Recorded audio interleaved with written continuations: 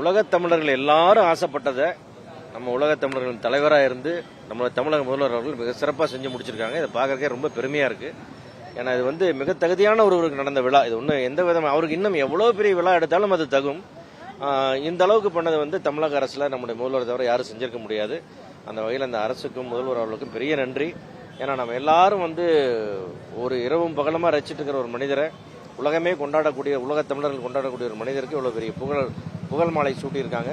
அது ரொம்ப பெருமையாக இருக்குது. விழா ரொம்ப அற்புதமாக இருந்தது, வெரி இன்ட்ரெஸ்டிங்காக இருந்தது.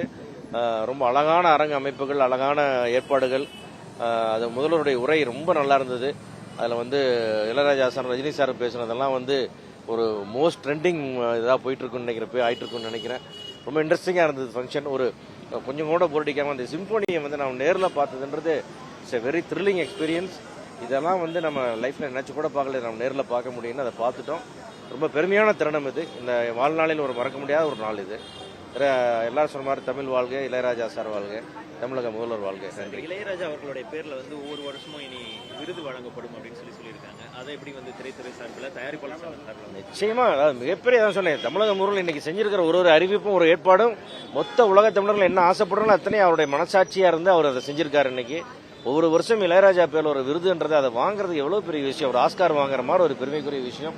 அது கண்டிப்பா அது தமிழ் சினிமாவுக்கு கிடைச்ச மாபெரும் கௌரவம். அது கண்டிப்பா அது முதல்வர் செஞ்ச அந்த உதவியை நம்ம வாழ்நாளில் என்றும் மறக்க மாட்டோம் தமிழ் ரசிகர் மக்கள்.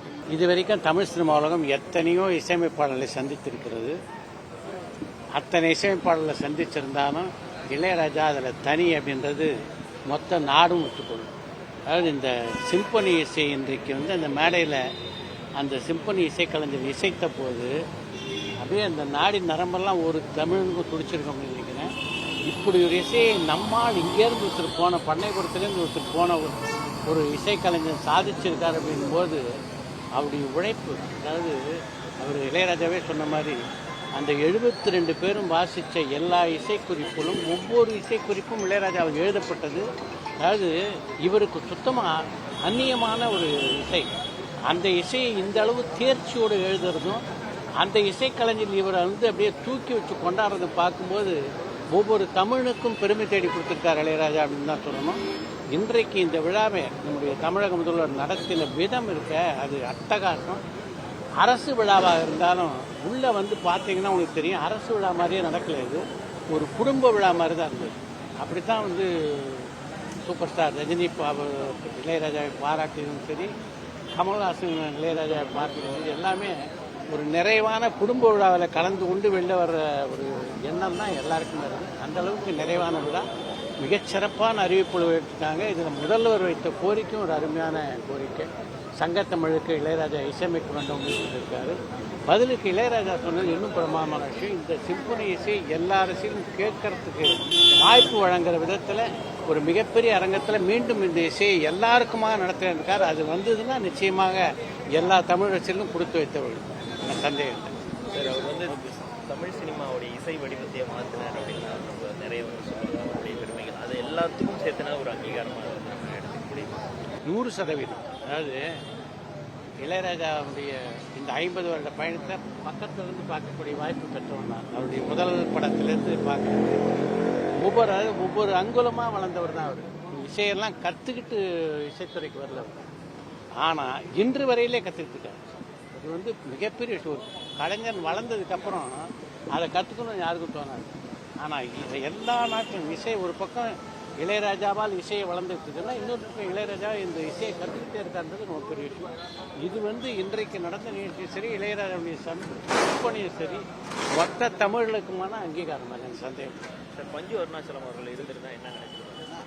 பஞ்சு அருணாச்சலம் இன்னைக்கு இல்லையான்ற ஒரே ஃபீலிங் தான் இந்த நிகழ்ச்சியில் இருக்கும்போதே எனக்கு இருந்தது. என்னன்னா, அவர் ஒரு கன்விக்ஷனோட ராஜா தமிழ் சினிமாவில் அறிமுகப்படுத்தினார். அப்படிப்பட்ட அதுக்கு அந்த காலகட்டத்தில் அப்போ நான் கூடவே இருந்ததுனால எனக்கு தெரியும் எவ்வளவு எதிர்ப்புகளையும் அவர் சமாளிக்க வேண்டியிருந்தது. அத்தனை எதிர்ப்புகளையும் மீறி அவர் ஒரு அறிமுகப்படுத்தினார். அப்படி இருக்கும்போது தான் பெற்ற குழந்தை தான் அவர் தான் பெற்ற குழந்தை இப்படி ஒரு பாராட்டப்படும்போது எப்படி இறந்துருப்பார் மகிழ்ச்சி பஞ்சாட்டார். அவர் இல்லையே என்ற வருத்தம் தான் இன்னைக்கு ரொம்ப கஷ்டம்.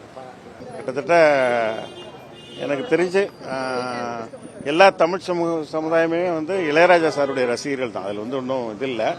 இன்னைக்கு என்னன்னா முதலமைச்சர் அவருடைய ரசனையெல்லாம் வெளிப்படுத்தினாரு, சூப்பர் ஸ்டார் வெளிப்படுத்தினாரு, கமல் சார் வெளிப்படுத்தினாரு, ஒட்டுமொத்த ரசிகர்களும் வெளிப்படுத்தினாங்க.